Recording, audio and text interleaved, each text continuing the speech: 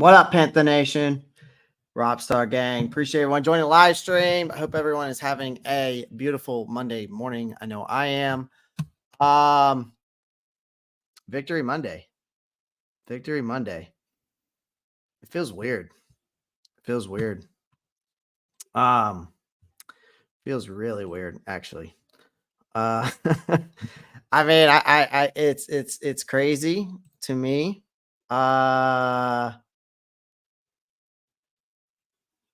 Yeah, I mean, JSK, he actually had a good game. So we got Panthers running here. Is it possible we could claim a few more wins before the season? We'll see. Again, we'll see. I know I've been like hyping it up. I've been posting like funny memes and I've been like, posting up all kinds of different things, right? Like, even some shorts that are just funny, right? Memes and then of course the locker room stuff. At the end of the day, guys, I'm not gonna say that this whole season is gonna change. Okay, it's just not gonna. It's not. All right. So I'm not here to say that, but I am here to say that yesterday's performance was 10 times better, and the play calling was 10 times better. I mean, we can all agree to that, right? I mean, I feel like we should.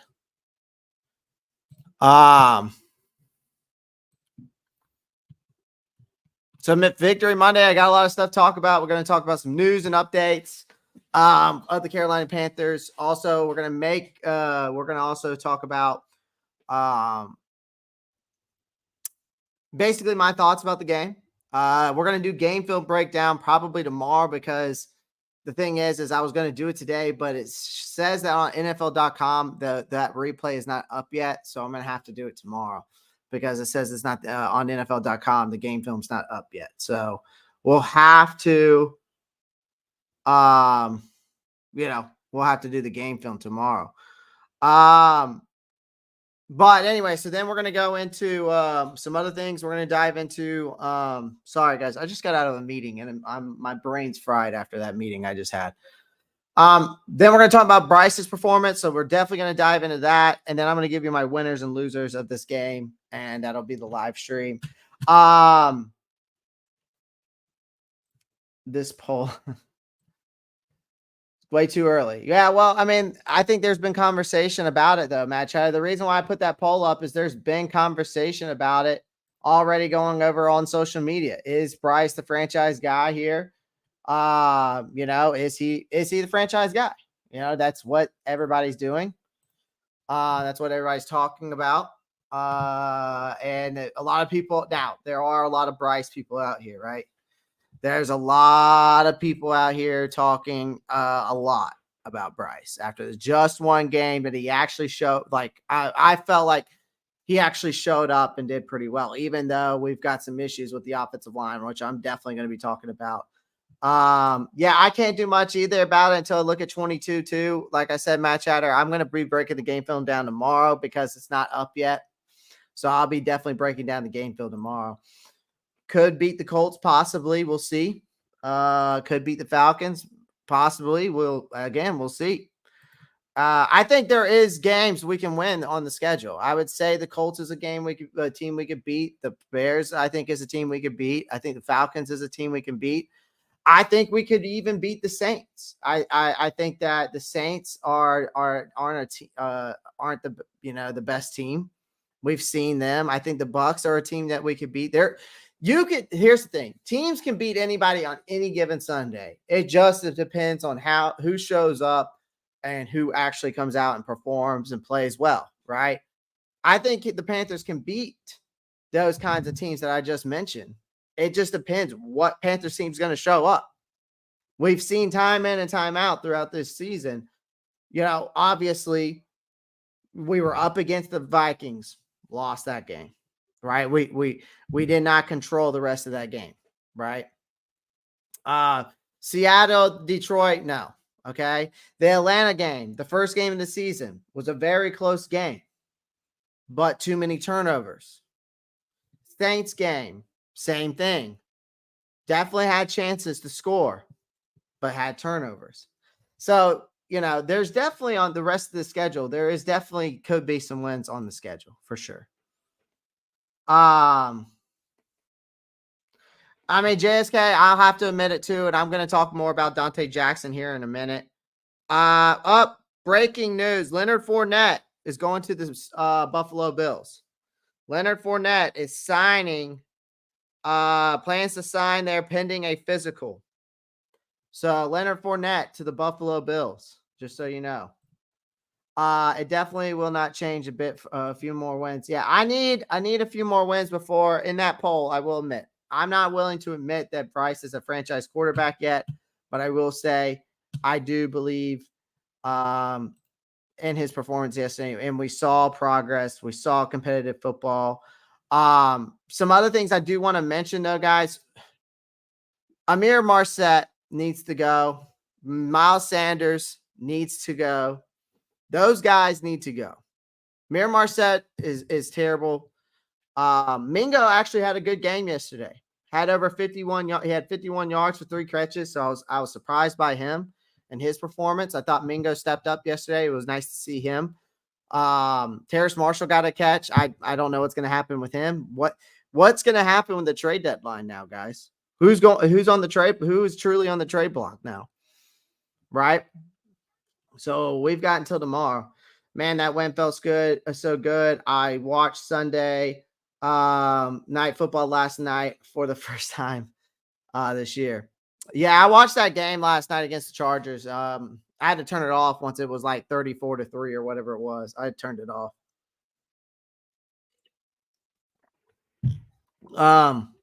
What's up, JP? What's up, JP? I'm gonna call you JP instead of King Jermaine. I like the short JP, easy, quick. You know what I mean? Where Corbett? Corbett was crying on the sideline yesterday, and I would be too after winning, and coming off an ACL, and you come back after your injury and you get a win. I mean, that's huge. No, I mean that's why it's crazy that Corbett was crying, man. The hardest game left is Dallas, in my opinion. Marcos or Jacksonville, unpopular opinion maybe, but I think they're legit. Jacksonville can be legit. The issue is his offensive line going to show up? Is Calvin Ridley going to be, can Calvin Ridley be a consistent threat in that game? Because we know ETN's going to get his, all right, cool beans. Cool beans. Guys, the link tree is down below in the description. There is the StreamYard link. So if you guys would love to join as we go through these topics, you're more than welcome to join. All right. And join me as well. So feel free to do so. But as you're coming in, guys, make sure you pound that like button. Subscribe to the channel if you haven't already. Hit this bell so you don't miss out on any new content, guys. I would greatly appreciate it. Okay. I would greatly appreciate it. So make sure you pound that like button. All right. All right. All right. So some news and updates for the Carolina Panthers. All right. Some news and updates for the Carolina Panthers. Austin Corbett's emotion. So let's talk about that. Coming off an ACL injury, right? Battling his way back. And it was not a very good. His ACL injury was not very good, right? It was not a small ACL injury. His current return coincided with the parents breaking their winless streak. The emotional toll over the months of rehabilitation and adversity and was vividly captured in a touching video released by the team on social media. If you haven't seen it, go check it out. I can show it to you real quick. It won't even it'll take me but just a second to pull up. But it was crazy to see him that way. I guess I don't know. It's just different. I guess it's just, coming off that ACL injury, I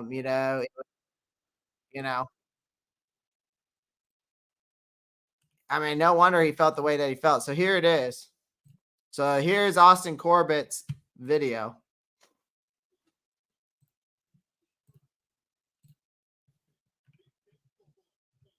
Yards for the Panthers' first win of the season. Jansen snap, Hackers hold, Pinero's kick, the Panthers win!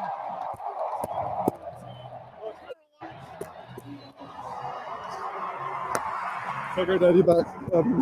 Love you, dogs. Warrior. Love you. Love you, baby. Let's go! Thank you.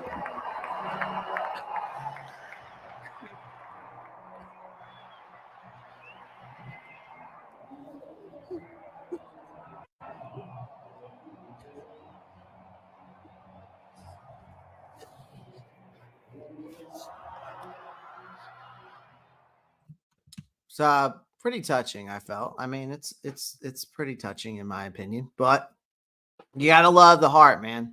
You got to love the heart of a guy like that. His performance wasn't flawless, guys, but and Bryce Young faced too many sacks, but in that moment, I mean, Corbett's personal sacrifices and determination he has made for this team overall is nothing that we cannot, let just go slide and not talk about. So, it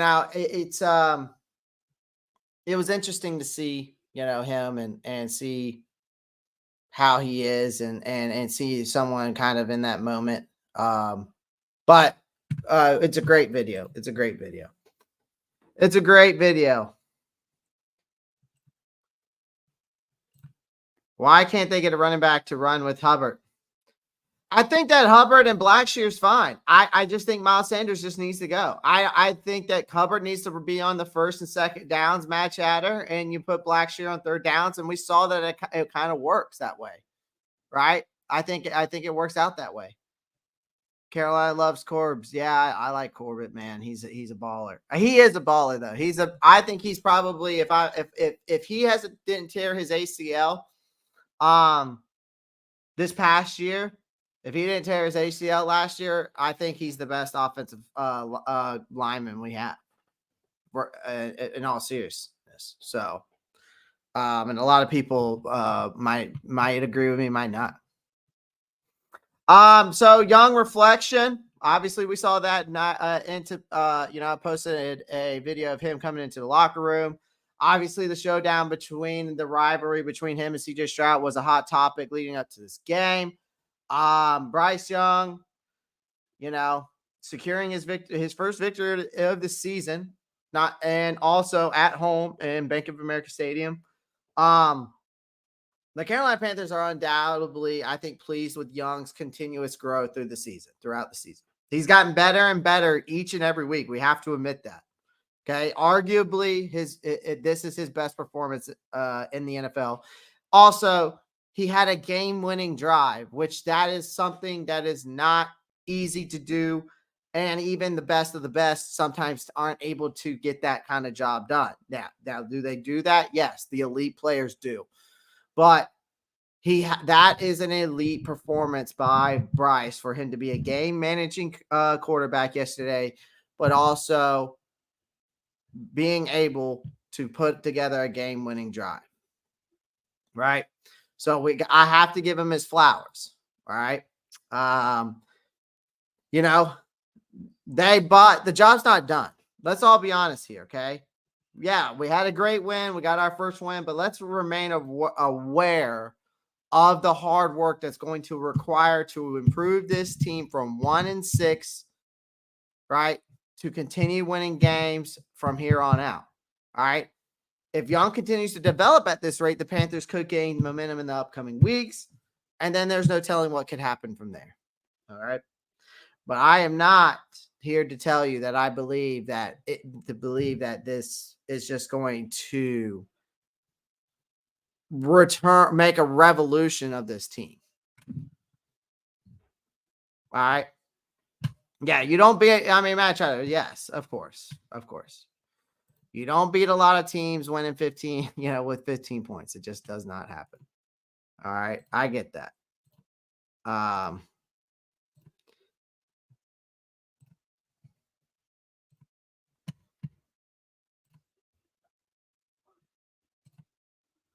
right, guys.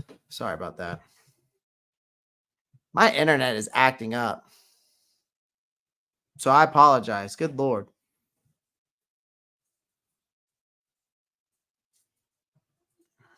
He played like Mahomes. He played like Mahomes on what? And a drive in second. Oh, yeah. I mean, yeah, like I said, there were the progress was there, guys. Like I said, at the end of the day, all I wanted was progress. All I wanted was competitive football, and we got it. Right. Guys, make sure you're pounding that like button. Please feel free to share the live. It definitely helps me out tremendously. All right. He just needs to throw the ball away instead of holding on the ball and taking sacks. Yes, that is true. Okay. Now there's no reason why my internet should be bad. I have like the best internet. I've got that like carbon fiber, whatever thing they got put in the ground and they hooked it up. So I'm not really too sure what's going on. But it is getting frustrating, I can tell you that.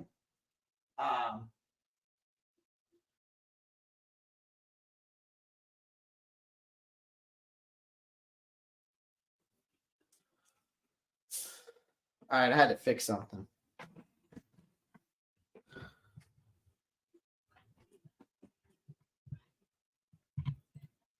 All right, so the trade rumors for Brian Burns. Okay. Trade rumors for Brian Burns. Now, the trade lines tomorrow, guys, ends at 4 p.m. Okay. So after this recent win we just had, they might consider moving certain players on or stay put, depending on the offers they receive. While the Panthers have been hesitant, all right, to part ways with Brian Burns, the possibility of a significant offering altering their stance cannot be ruled out. Okay. But when asked about trade discussions, Burns revealed that he hasn't spoken with General Manager Scott Fitter about the matter, and whether or not a trade occurs, Burns remains wanting to remain in Carolina, right? Likely to leading into a lucrative contract extension when the time comes. We'll see if that pans out. But I don't see, honestly, after yesterday's game and what I saw, I just don't see this team trading anyone away now at this point. Now, granted, it's one game. Dante Jackson actually played well, and we'll dive into more on that. But, because we've heard about trade rumors of him. Terrace Marshall was involved, so we've heard trade rumors about him. Adam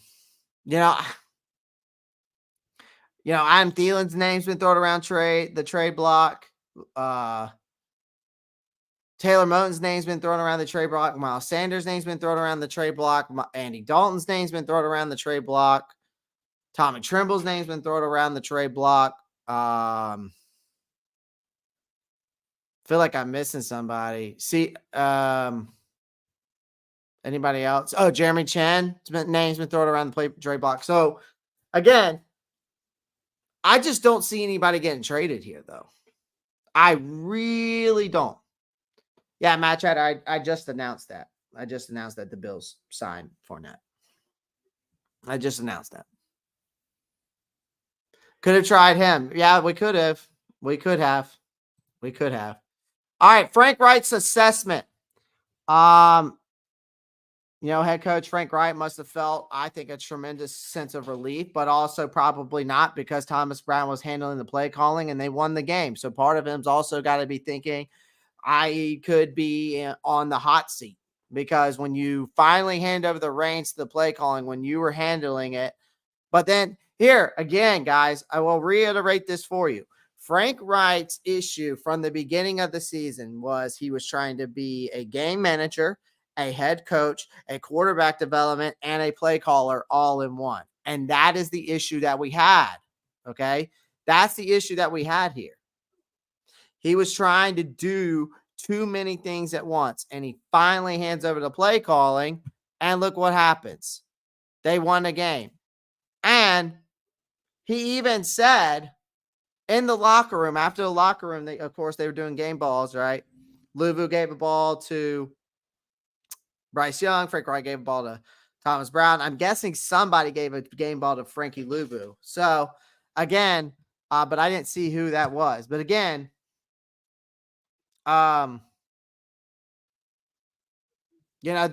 Frank Wright could be, even though it might have some sense of relief, but also there's got to be some tension there, right? So again, Eddie Pinheiro's game-winning field goal. They secured the victory against the Houston Texans. Questions had arisen about Wright's leadership and the direction of the Panthers. He appeared to be more comfortable about delegating the offensive play calling duties over to Thomas Brown after the bye week. Finally, though, we've been asking for that. But the team's game management improved in this game. And this shift seemed to work well in securing their first win. Wright expressed his belief that this victory should boost the team's confidence, and it definitely should. Particularly for Bryce Young and the offense. While it's just one win, there's optimism that could set the stage for hopefully some better fortunes in the second half of the season. So we'll see. We will see as time goes on. I think Frank Wright is not only the coach of the players, but the coach for Thomas Brown. I think Frank is not only the coach of the players, but a coach for Thomas Brown. Interesting. So, Marco, do you believe in Frank right now?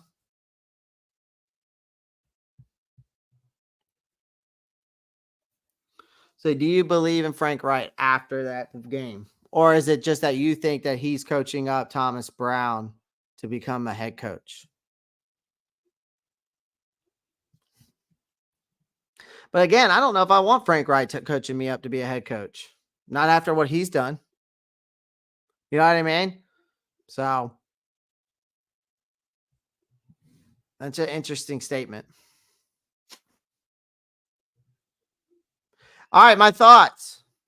Give me my thoughts. So, again, these are just my takeaways from the game. The energy in the air during the final possession definitely hinted a promising, from the crowd standpoint, maybe a promising future of people maybe showing up to games more often. Maybe now that we're winning some football games, or if we win some football games, right? So, with just over 6 minutes left on the clock, you're trailing 13-12. All right.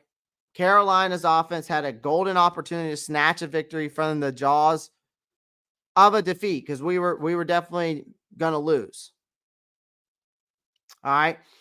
Definitely was on the verge of losing, right? So the following was, then we have a 15-play, 86-yard drive that the crowd had the crowd on the edge of the seats, had me on my edge of my seat, right? Y'all saw me live yesterday doing a live play-by-play. Key moments and key players like Bryce stood out, right? Adam Thielen, of course, Chuba Hubbard. The crowd's emotion and support was the loudest I've heard it, I think, in a very, very long time. Okay. Pinheiro, who previously missed an extra point, finally had unwavering confidence during not one, but 3 game-winning field goal attempts thanks to penalties, which obviously they had. The only reason why the Texans were doing that was to obviously mess with Pinheiro, but also with the fact of the matter, they had no timeouts left to even ice him. So they were doing that to obviously mess with him. So, obviously Eddie Pinheiro's got that dog in him. He kicked the game-winning field goal. But this team displayed a desire, and actually something I felt like we haven't seen this season, but just a desire to work cohesively and win. I kind of felt like when Steve Wilkes was here, that this game felt like when Steve Wilkes was here a little bit. It felt like they wanted to win. They wanted to win so badly they were willing to do anything. It felt like they were playing for this coaching staff. And not only the coaching staffs, but for themselves. They wanted to excel. And I felt like we haven't seen that confidence in this team since when Steve Wilkes was here last year and took over. I kind of felt that energy through this game, in my opinion. So it was great to see that from that standpoint. It was finally great to see that we, it was finally great to see that. Oh, it looks like we got a press conference going on. Do we got a press conference going on? Yeah, it's Frank Wright. Frank Wright's at the podium. break rights at the podium right now. That's why no one's in here. Everybody's watching the conference. I wish they would put it back on Twitter, but they don't put it on Twitter anymore. They don't put the press conference on Twitter because I used to be able to share it with you guys, but now that it's on YouTube, I'm pretty sure I'm not allowed to share it. I think I get copy. Oh, wait, hold on. I might be able to share it. Hold on, guys. Oh, I got it. Here we go. Let's do the press conference, okay? We'll get back to my thoughts.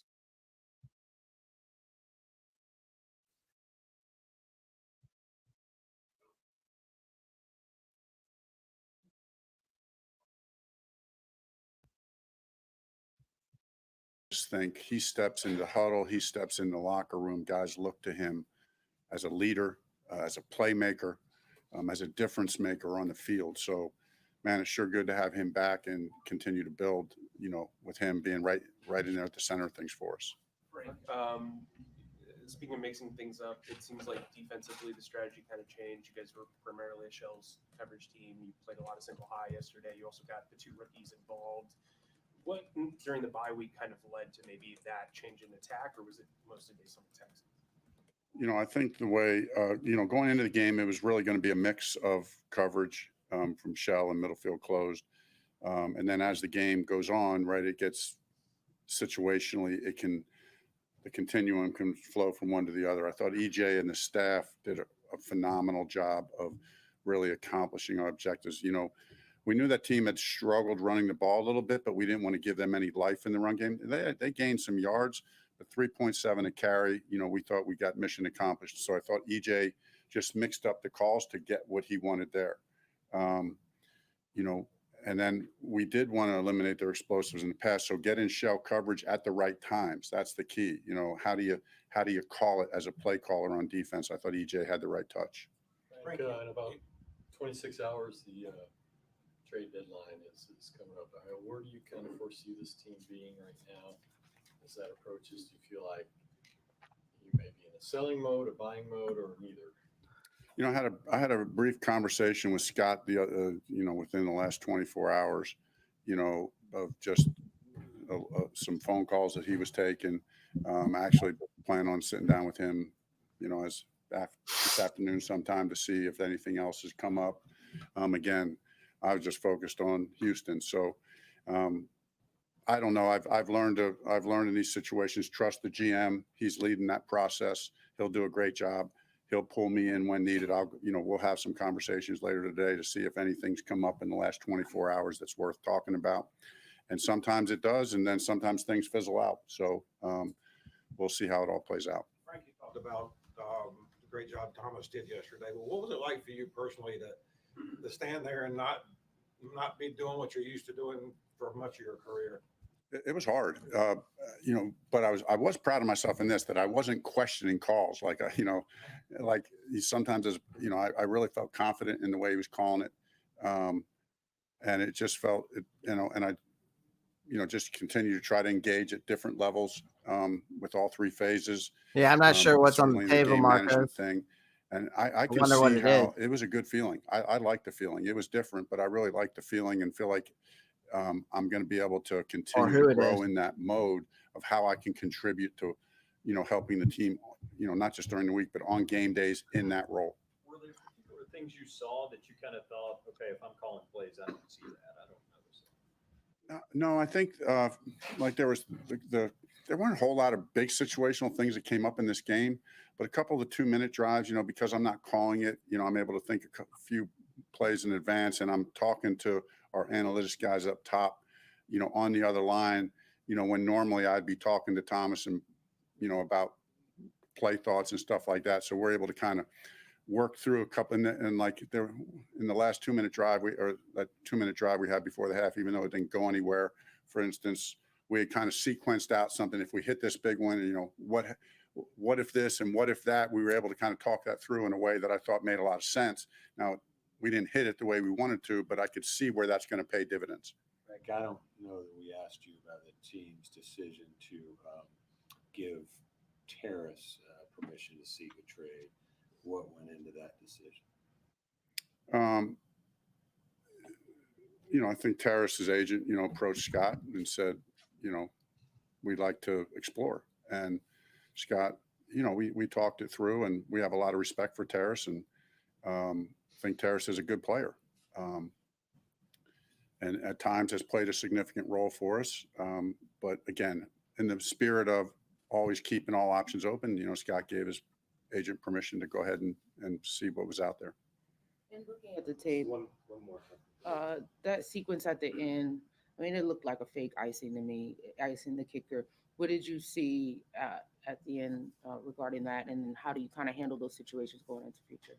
Yeah, I'm glad you asked that question, because I would say this, that I'm not one to impute motives, right? I don't want to impute motives, but I would say this, that if a team, forget what just happened in this game, but I would just say in general, I do think that's crossing a line that is not meant to be crossed. And personally, that's just my personal opinion. Others might disagree. I kinda figured understand, that because as a among head this. coach, there are modes where we'll tell a guy, there are certain tricks that you tell a guy to get a jump on the snap. But when it happens repeatedly like that, you just wonder what's being said. And again, I'm not imputing any motives, but for teams that do that intentionally, for me and just my taste, I just think that's probably not what the league is looking for. But I can't speak for the league. So As a team, do you guys? I know you have grievances that you go to the league about. Is that something that you go to the league regarding?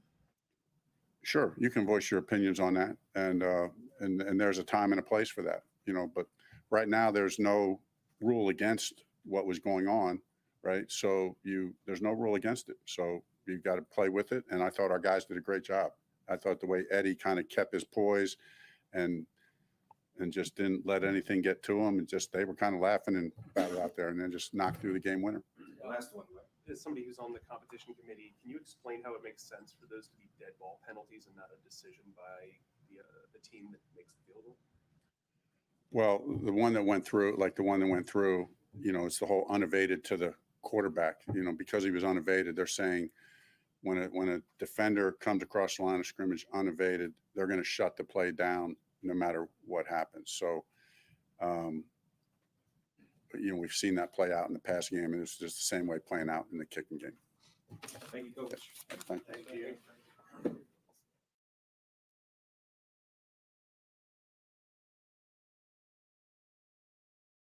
All right. Well, we heard from Frank Wright. It sounds like Terrace Marshall Jr. is on the table. Sounds like Terrace Marshall Jr. is on the table, folks. So we'll see what happens with that as we move on. It sounds like from that press conference, Terrace Marshall's on the table. And we'll see who else ends up being on the table. Again, I'm not too sure if we're going to make any trades or not, if there's anything that's worth out there for us to trade for, or whatever the case may be. I think we'll, sooner or later we'll find out as time goes on right now. But yeah, we'll see. We'll see who gets traded. We will see who gets traded for sure.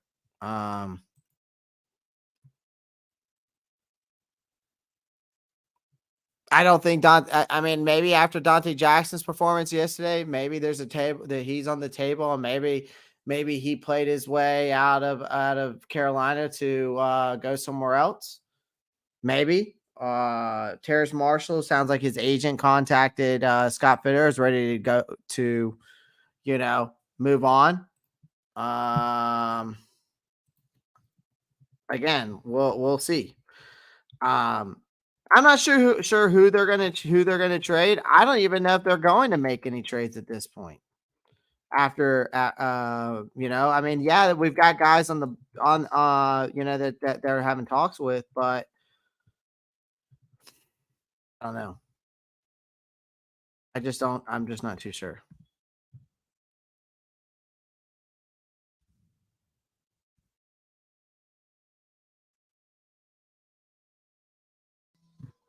What are they working on over here?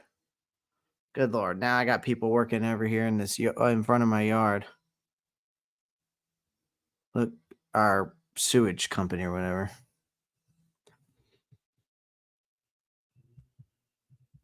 What do you think we could get for him? A third or in a fourth? Honestly, for Terrace Marshall, if they're going to talk, if there's Terrace Marshall's on the obviously Terrace Marshall's on the block. We're allowing him to look. Drew Irvin's probably right. Drew Irvin's probably right. You're probably going to trade him for a Bowberry biscuit somewhere. Honestly, I don't know. I don't know what they're going to trade him for. I mean, if you can get a third or a fourth out of him, you made a hell of a trade. If you can trade Terrace Marshall after how bad he's been, who was a second round pick, and you get him we get it. We trade him for a third or fourth round pick. You did a good job. Immovable Mind says Quano's a liability. He is a liability. We're going to dive into that here shortly. We are going to dive into that.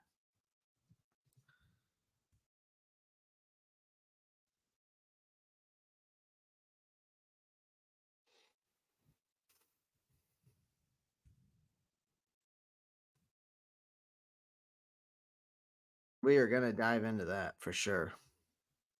All right, guys, thank you for everyone that's joining. Make sure you pound that like button as you're coming in. I greatly appreciate it. Subscribe to the channel if you haven't already. So let me get through my thoughts real quick. All right, let me finish up my thoughts about this game. All right. So again, just the crowd in general, though, I want to give a shout out to people who went to the game.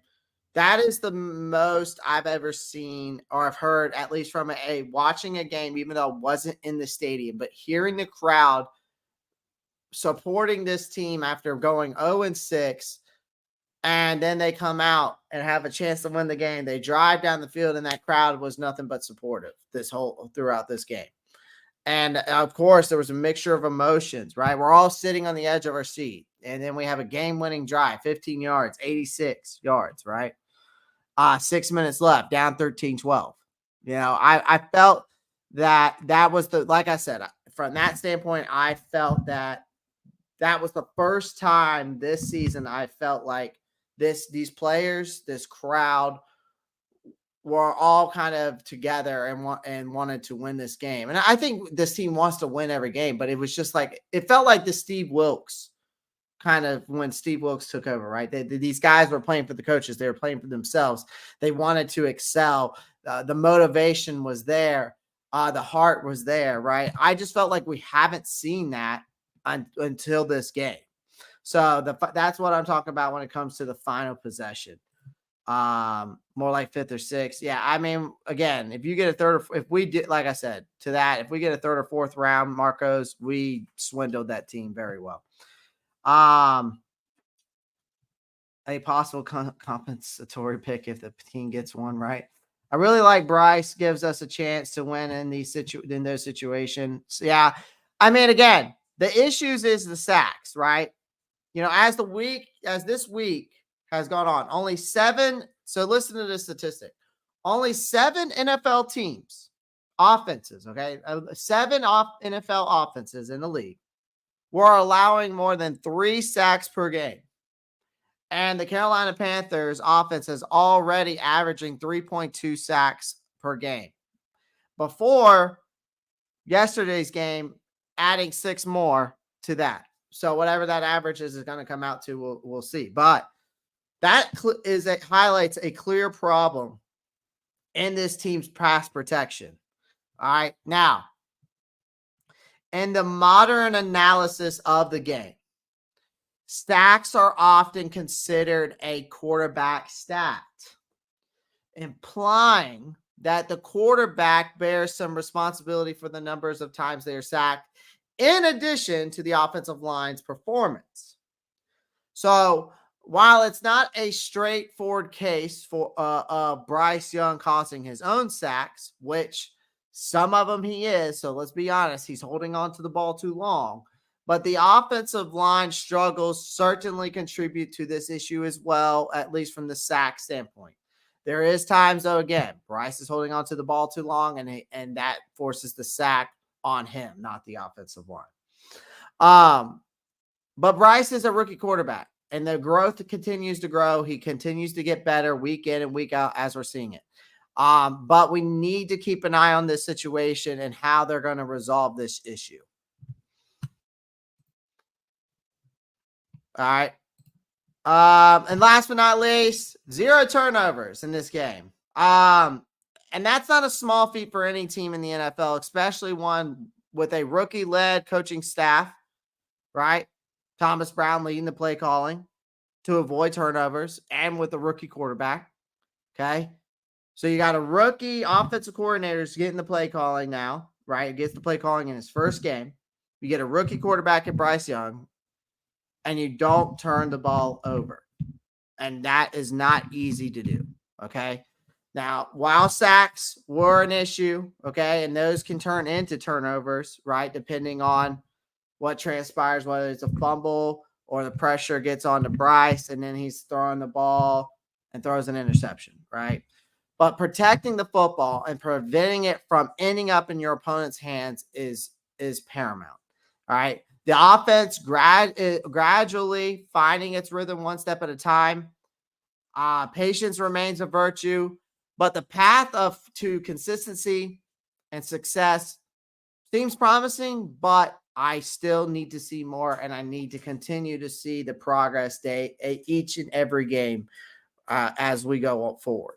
All right, I need more from Bryce. I'm not saying he's bad, but I just need more. I need to see him do these kinds of things consistently. Okay, and that's it. And that's it. At the end of the day, that's it. All right. I'm not asking for him to go out there and be Pat Mahomes. I'm just asking for him to give me more, go out there and continue to get better. All right.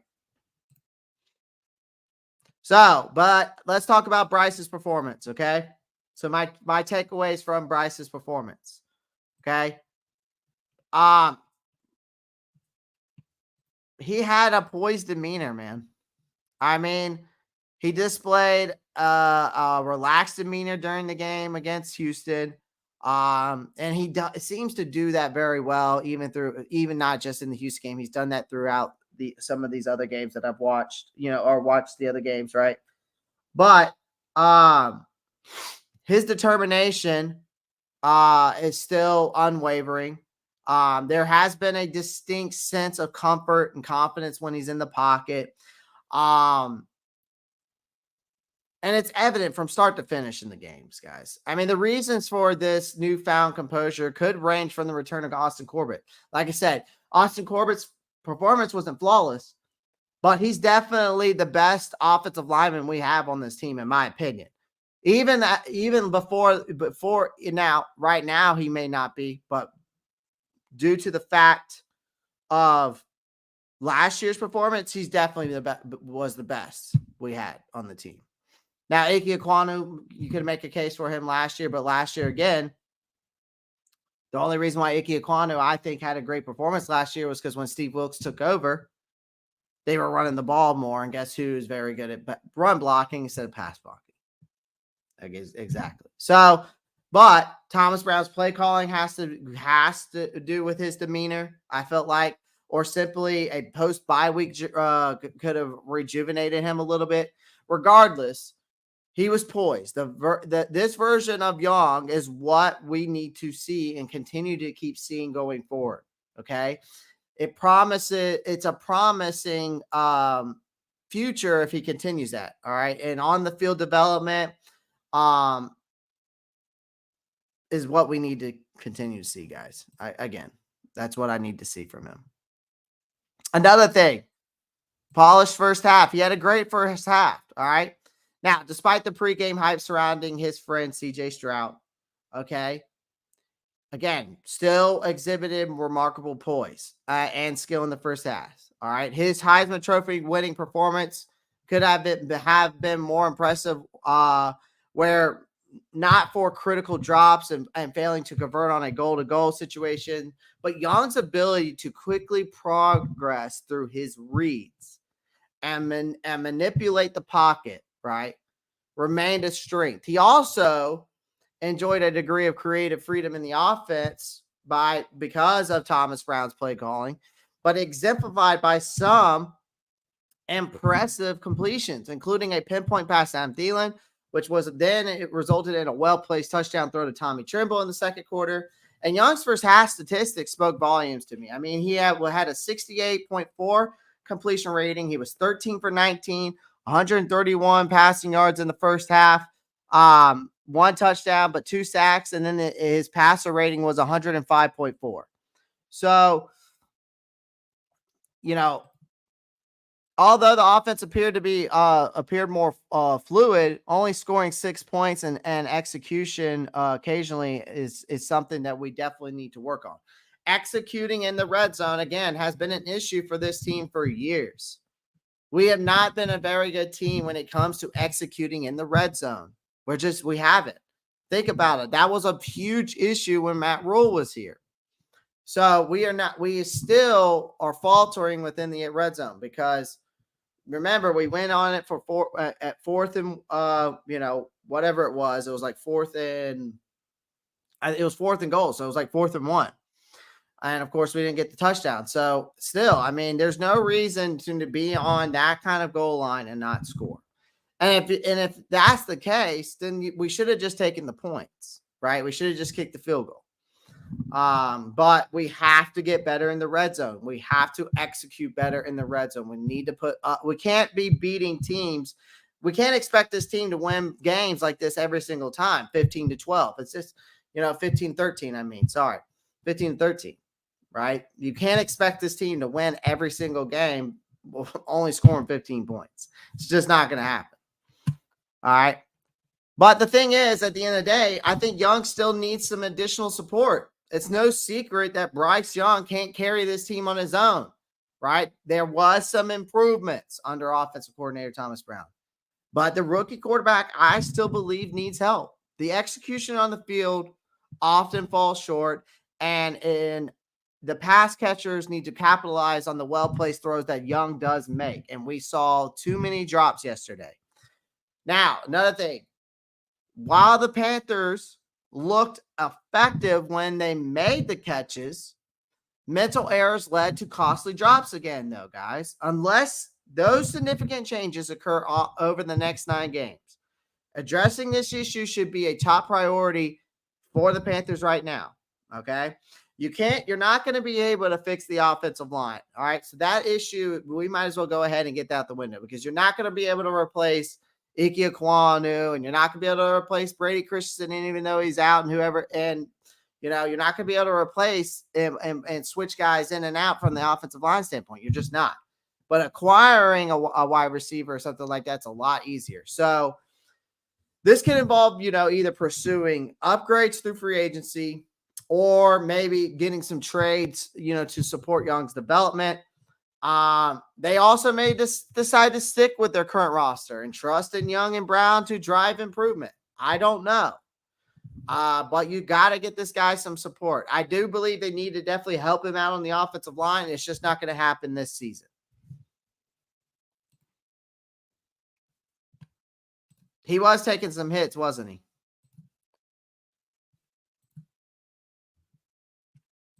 Yeah, Hurst. I don't know what's going on with Hurst. I really don't. I am very surprised with Hurst yesterday. Very surprised with Hurst yesterday. He dropped a pass that was right in his chest plate, right in his hands. And I think after that, we didn't really see him on the field. So I don't know what's going on there.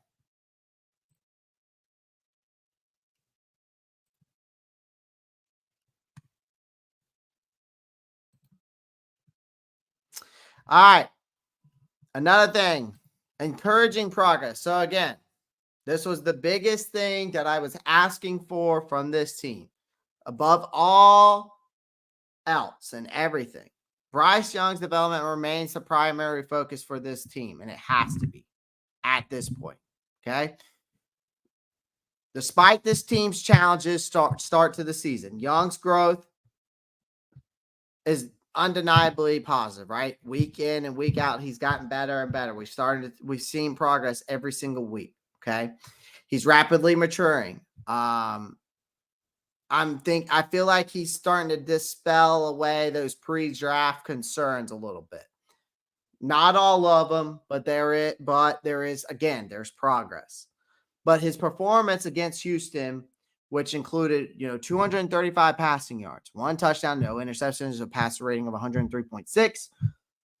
So he demonstrated his ability to excel under pressure. Now, despite being sacked 6 times, he still delivered in the clutch, guys. He secured a hard-fought victory and a game-winning drive. Okay, so this victory has to provide a significant boost to this team's confidence. I feel like it has to validate Young in the NFL, and I'm not saying he's a franchise guy. I'm not going to say he's a franchise guy. I'm still on the fritz of that. But I am going to say that we are seeing progress, and he's starting to, again, develop and get those concerns pushed aside. We just need to give it some more time. You got to continue to have patience. Again, patience is a virtue right now, guys. This thing is not going to change overnight. And then just because of one victory, not everything is going to change overnight. Because who knows? We'll see what team comes out against the Colts, right? Or the Titans or whoever it may be. We'll see. It all depends on what team comes out and we get. But again, the Panthers have now some much needed momentum, and Young's promising trajectory bodes well with this team right now, and we'll see where the future goes as we continue to see week in and week out. Again, I'm taking this week by week. I am not going to sit here and make myself look like a fool or a clown and say we're going to win the rest of the games of the season. Bryce is a franchise quarterback. We're going to still win the division, make the playoffs, all that. No, I'm not doing that. I'm not doing it. I need to see more, and I need to see consistency. And if I see that, then maybe we will get we'll start winning more games. Again, I just need to see progress in competitive football and Bryce to continue to develop and this team to continue to get better and build confidence. And hopefully we get some more wins under our belt. So some winners and losers from yesterday's game. Some winners and losers. Some bums and some studs. Some studs and duds. Some whatever you want to call it. But hey, I've been very critical of this man. All right, I got to stand up for this, okay?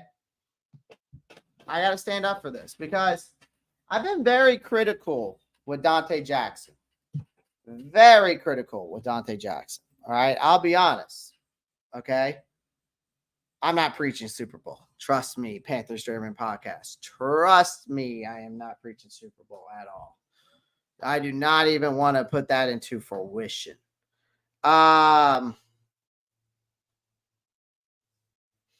Marcos Cash now he's growing on you. You were bashing him earlier. I want to see Jamison Williams here. Interesting. I'd like to see it. We'll see what's on the table. Again, we'll see what's on the table. So I've been very critical of this man. I'll be honest. I'm gonna eat my crow, but it's only one game. Okay, Dante Jackson. It's only one game, and you're on the trade block. So we'll see if you're here even after that game that you had yesterday. But I know I've been very critical of him. But of course he's been a trade speculation guy. But Dante Jackson finally delivered his best performance of the year and probably his best performance I've seen in a very, very long time against the Texans. Okay. Had some increased confidence in coverage. He only had a minor lapse resulting in a deep game for the opponent when he tipped that pass up, remember, and it got caught, right? Noah Brown caught it. And Dante Jackson was just trying to make a play, and it just resulted in them a tip pass and him, Noah Brown getting the first down and some yards. But overall, Jackson's performance, I'm going to give him a winner in this game. He had a crucial forced fumble, which was awesome. While his future with the Panthers remains uncertain, right? We don't know if he's going to get traded. I know that there has been mentions that he's on the trade block, but again, I got to give him his flowers. He left a positive impression on me in this game. So I got to give Dante Jackson his flowers. Okay. Again, I've been very critical of Dante Jackson this year. He's not performed very well. If we go look at his PFF grade now, they might have updated it now. I kind of want to see what this team's PFF grades were. We might do, you know what? We'll do that after I go through my winners and losers. We'll definitely go through the team's PFF grades. I want to see, but the thing is, do they have them up after yesterday's performance? That's the question if PFF has already done it. It looks like they've already given us the record. So they've already updated the record. Let's see if they've updated the PFF grades yet. I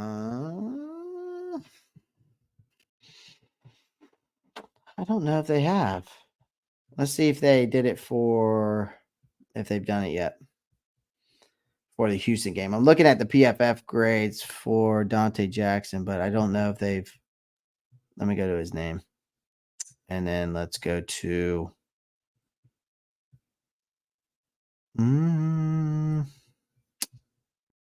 Let's see if I can go by game. Schedule. Let's see if they got them up. Yeah, they might not. They might not, but they might.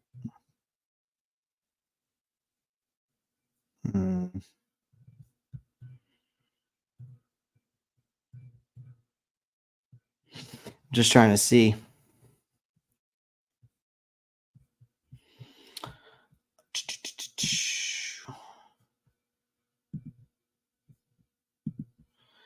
I don't think they have them yet. I don't think they have them up yet. Might have to wait till tomorrow.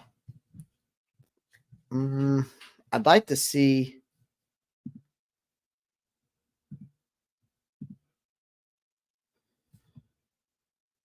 Can they do it? I guess not. So opponent, the team. Nah, it won't let me do it. I just wish I could see what it was, but I guess I can't.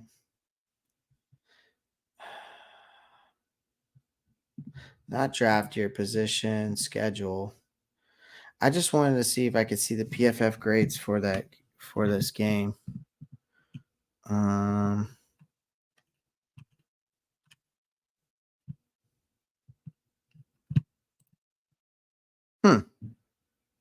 At least I can admit it. Yes, Marcos Cash, I will give you your flowers for admitting that you are finally understanding where I'm coming from.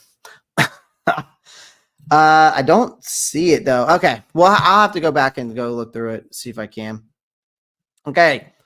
Again, a loser. Let's talk about it. Ike Ekwonu has to be the biggest concern on this team right now. Ike Ekwonu has to be the biggest concern on this team right now.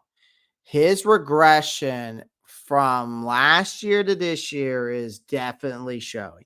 He struggles in pass protection, and it's contributing to the sacks that we got, the 6 sacks that Bryce endured. So this performance indicates a potential confidence issue, posing a challenge for this team and addressing this matter. And you're not going to find a left tackle available in the league, right? You're not have any free agent left tackles available. I can tell you that. The offense, when it comes to the two probably most difficult positions, or I would say, is your defensive lineman and your offensive lineman, being able to get those kinds of guys. I would say those are the hardest you can get through free agency, right? And in the draft, because a lot of teams, they go for those guys in the first round and getting the right guys. And we thought we got, I don't know if Ike is going to be the right guy. I don't know if he needs to be switched over to left guard. I'm not sure, but his regression is a huge issue. And we have got somebody, James Campen is going to have to needs to work on this guy. And either he needs to work on his footwork and he needs to lose weight and work on his speed. I'm not too sure, but he is getting blown by these guys. I mean, dude, that Grenard guy shoved him down to the ground, and he's like, and Icky is like 300 and something pounds. I just don't see how that should be happening.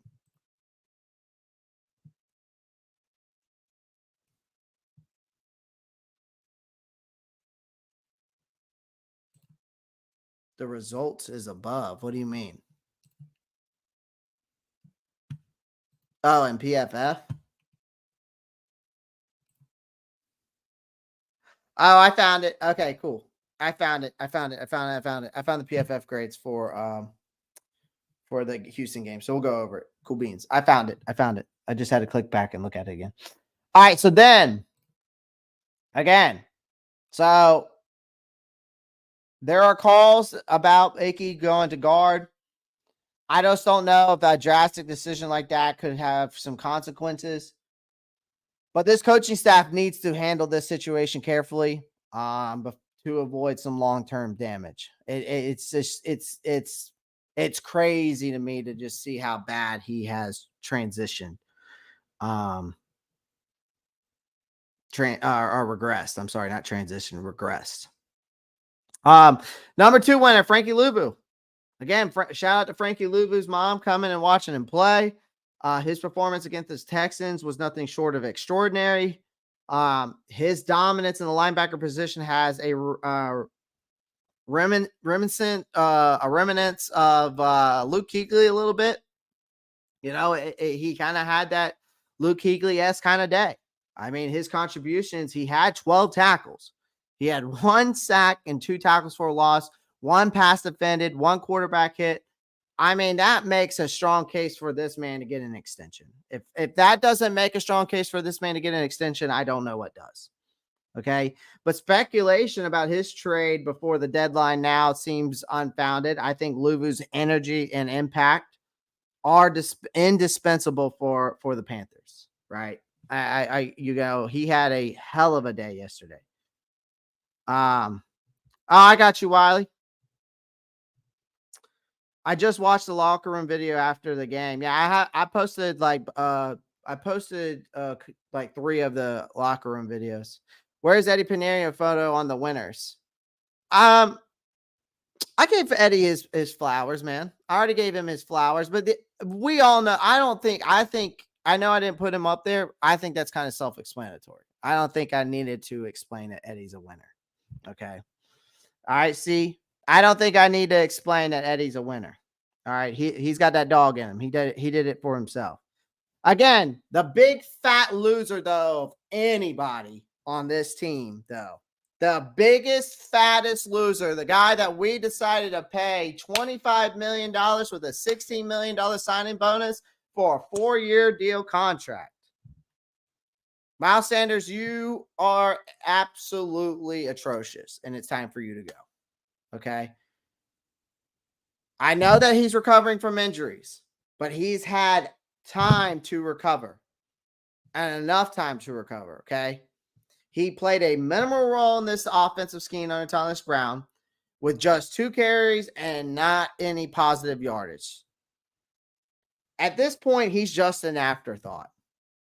Chuba Hubbard has received the majority of the touches, but he did struggle to make significant gains. But I feel that Sanders' future with this team remains uncertain. And with potential post June 1st cut designation next year, the difference in offensive lines between his current team and his previous one may also be a factor in his performance. But again, Chuba Hubbard's still able to get in through the line. So, saying Miles Sanders was a waste, in my opinion. He was a waste of a signing, and it's time to move on. All right? It's time to move on.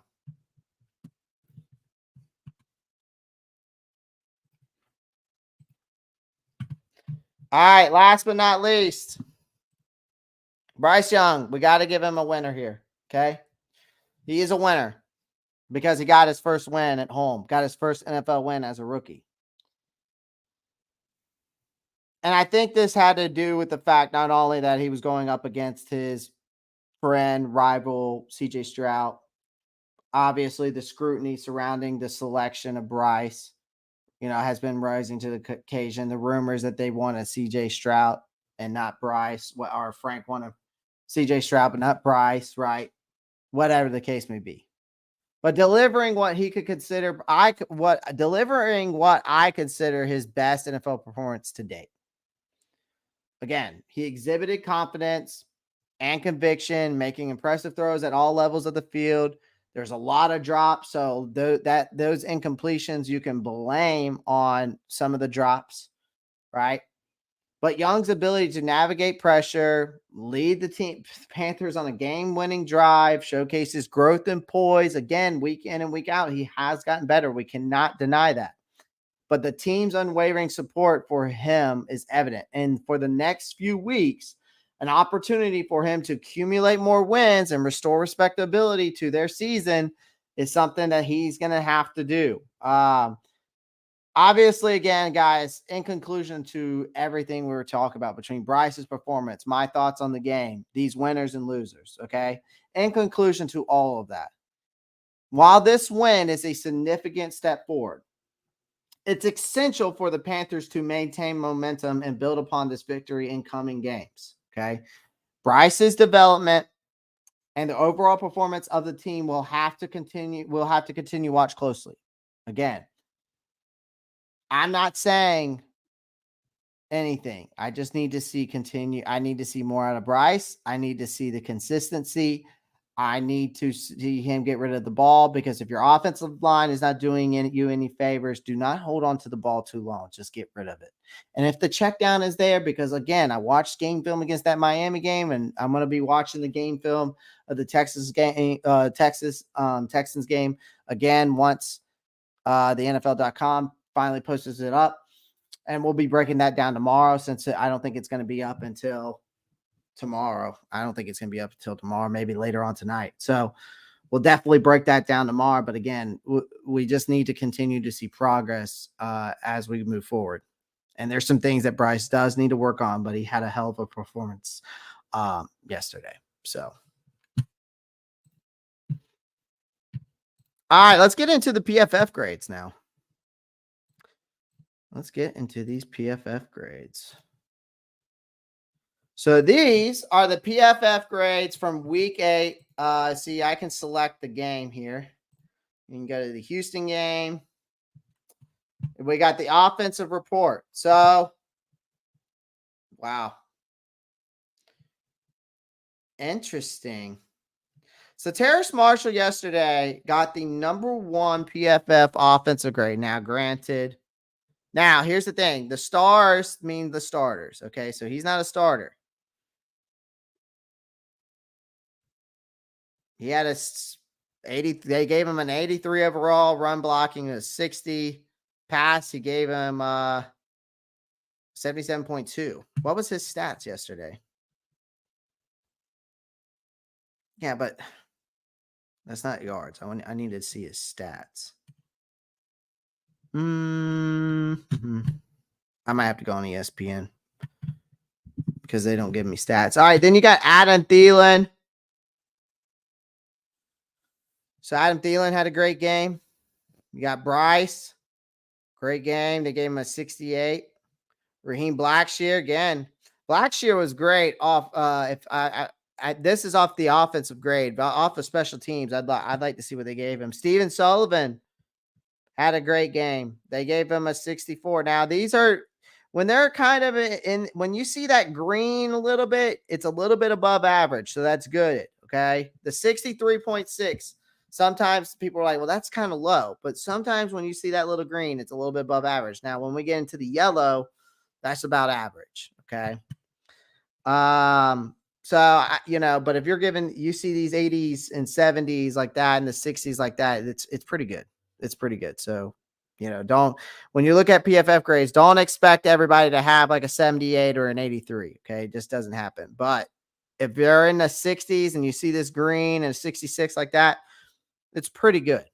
So Blackshear had a good game. Sullivan, decent game. Again, Mingo stepped up. I think Mingo stats wise, I mean, Mingo, this was Mingo's best game of his of this year, in my opinion.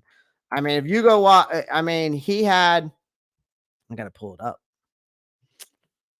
Let's see here. I mean, Mingo in this game, he had 4 catches for 62 yards. He had the longest he had was a 40-yard gain. He was averaging 15.5 yards per catch. He was targeted 5 times and caught 4 of them. So, I mean, that's Mingo's best game. That is Mingo's best game. Now, if we look at Taylor Moton, a 62.3. I want to see who allowed a sack. I wish I could see. Where's my offensive lineman? I mean, we allowed. They gave us 6 sacks yesterday. And Jonathan Grenard, that's who it was that put him on his Icky on his ass. Had 2.5 sacks. Malik Collins had 2 sacks. Denzel Perryman had a half a sack. Blake Cashman had a sack. I mean, these guys were just coming at us. 6 sacks yesterday. That's crazy. How many quarterback hits did we have? 10 quarterback hits and 3 PDs and 9 tackles. So they had 6 sacks, 9 tackles for a loss, 3 PDs, and they had 10 quarterback hits. But our best, I mean, dude, look at this. Corbett's coming off an ACL injury, and he is the 9th best player offensive grade that we had yesterday. And he's the first game back. He had a 60 offensive grade overall, 67 pass blocking, 55 run blocking. Moton was the other top offensive lineman. He had a 77.7 pass blocking, which is good, 62 overall, but had a terrible run blocking. And then Tommy Tremble, Chuba had a good game. They gave him in the passing game. They gave him a 73.8.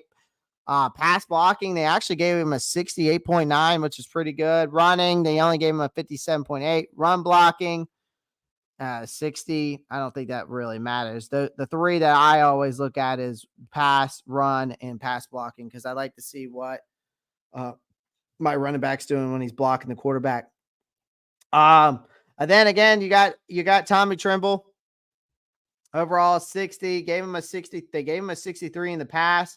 Actually gave him a 73.1 in the pass blocking. So, I mean, these get to 4 guys right here in the pass blocking did pretty well, I will say.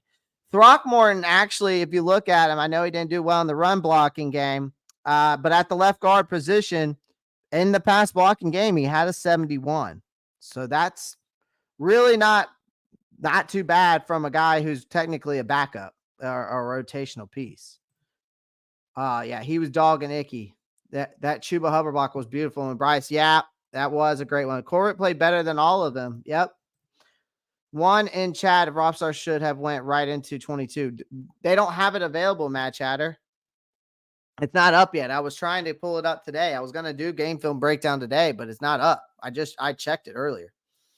I'll double check again. I mean, if it's up, we'll do it. But I don't think the game film's up. Yeah, the replays aren't up. They have the replays of the game, but they don't have the replays of the game film that I can actually like share with y'all without, getting crushed. So I can't break the game film down today.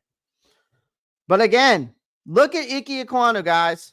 Number 14. Okay, I want to make this clear. Number 14. Look at the pass blocking.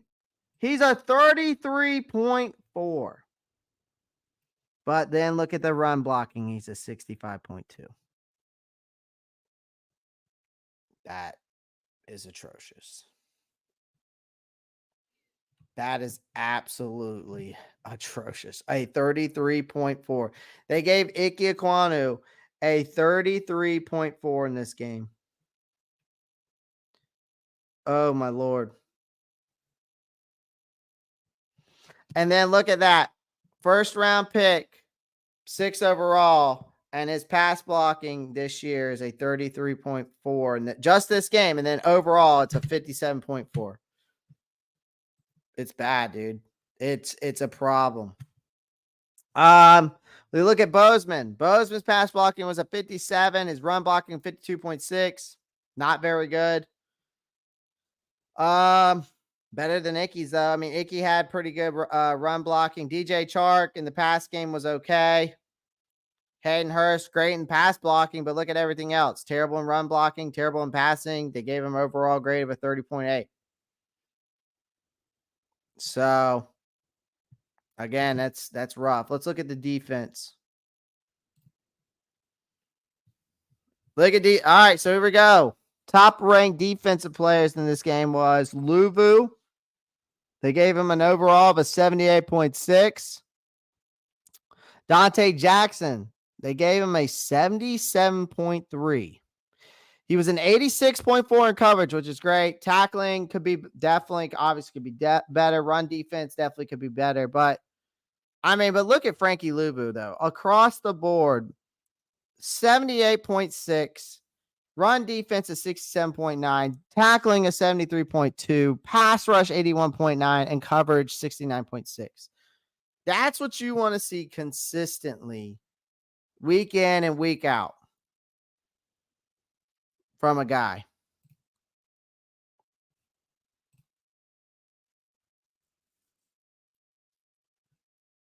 I know.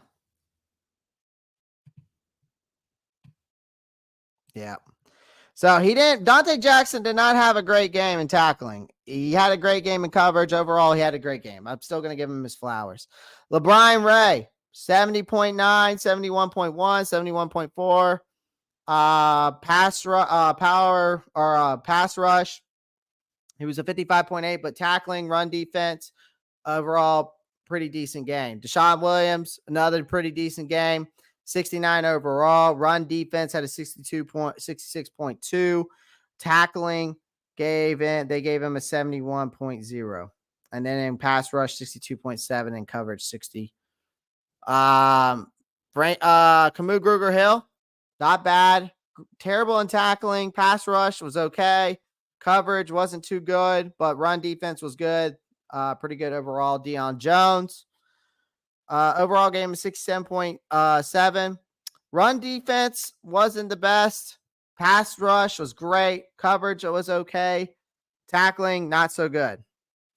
So it looks like our tackling definitely needs some work. I mean, if I'm looking at this, tackling definitely needs some work. Now, if we go into Jamie Robinson got some burn, did pretty good in tackling. Run defense got a 60. Coverage had a 66.1. So overall, they gave him a 65. But look at this. Brian Burns is all the way down here. Our elite pass rusher. They gave him a 50.2 overall. Run defense, they gave him a 45.2. Tackling, they gave him a 25.6. Pass rush, they gave him a 56.9. And in coverage, they gave him a 64.1. So it was not a good game for Brian Burns at all. At all. Derek Brown had an okay game, but once you start getting down into the 50s like this, again, once you get down into the 50s like this, I mean, this is okay. Like once you get 60s are I would say maybe a little bit below average, but once you get down here, that's not good. That's not good. So Brian Burns is down there at number 17, and they gave him an overall of 50.2. He had 1 sack and he had 2 tackles, but he missed 2 tackles. He had 3 stops. It's just not good. He missed 50% of his tackles. I mean, you got to make the tackles.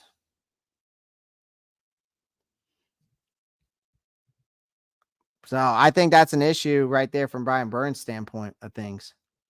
Yeah, Matt Chatter, I'll break the game film down, but again, it's not up yet. So But these are all the grades from PFF. These are all the grades.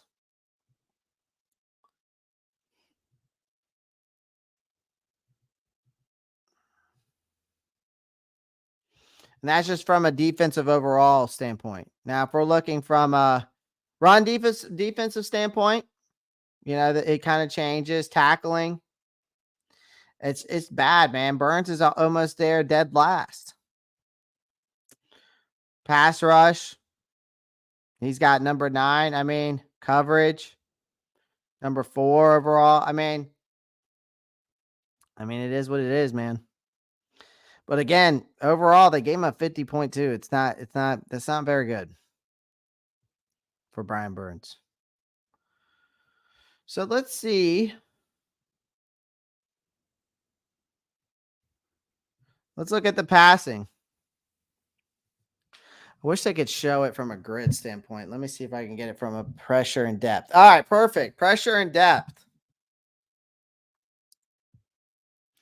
So outside left, he was 2 for 2 for 71 yards. Had a 118.8. That was 20 plus yards. This was outside right.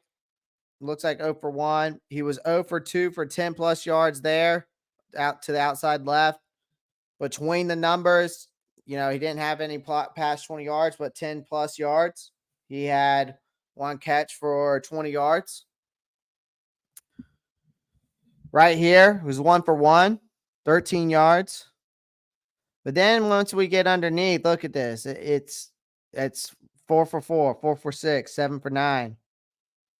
This is probably like screenplays, right? Or dunk offs. So 1 for 1, 2 for 2. So that's what you're seeing. So this is what you're seeing. So again, in the key. All right. Clean pocket. 23 attempts, 17 completions, right? 156 yards, averaging around 6.8 yards per attempt, and a touchdown. Under pressure, of course, he's a 37.5. Completion, though. Okay. Completion, 5 for 8, 62.5 completion rating, 79 yards. Averaging 9. So it's not bad. It's not bad. Not blitzed. Did pretty well. 14. Pretty well, I would say, right? Now, this might be throughout the season. I'm not too sure if I'm not mistaken, but interesting. 20 plus yards, though, a 90 grade. Medium, they gave him a 54. Short game, they gave him a 72.8. And behind the line of scrimmage, 63. So this is all Bryce's grades from a different depth standpoint, right? The passing depth. You got the passing concepts. They give you all the grades here. And then when you want to see the overalls is always under where OF is.